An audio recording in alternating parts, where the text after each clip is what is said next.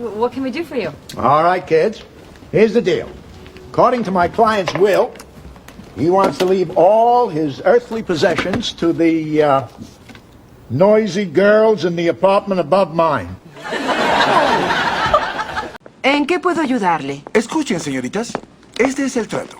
De acuerdo a la voluntad de mi cliente, quiso dejarles todas las posesiones que tenía a las ruidosas del apartamento de arriba. Cuando tu perro es realmente tu mejor amigo. Creeping up from the heathens, got will, got fight, got pride, got reason. If they wanna go eat, then you know I'm gon' feed them. If you're coming for me, hope you're ready for a demon. I got eyes in the back. Okay. What did you just do? I licked my arm. What? It's breast milk. Oh, baby, that is juice squeezed from a person. What is the big deal? ¿Y ahora? Oye, ¿qué es lo que hiciste? Me lamí el brazo, ¿por qué? Es leche materna. ¿Y eso qué? Phoebe, eso es jugo sacado de una persona. ¿Y qué tiene de malo?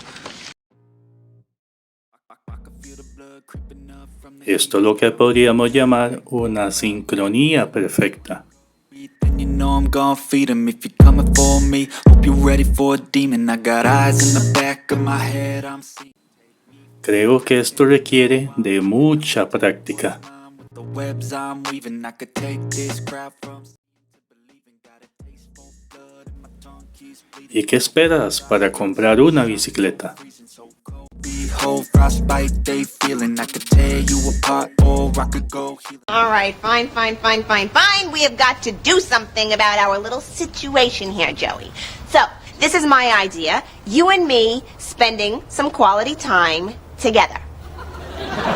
But what does that... For Chandler! Bien. Tenemos que hacer algo para salvar esta linda situación, Joey. Y esta es mi idea. Tú y yo iremos a pasar un buen tiempo juntos. Ese tiempo... ¡Por Chandler!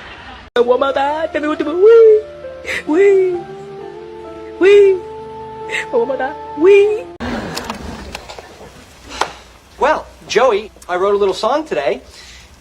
It's called Get Up. All right, you can have the chair.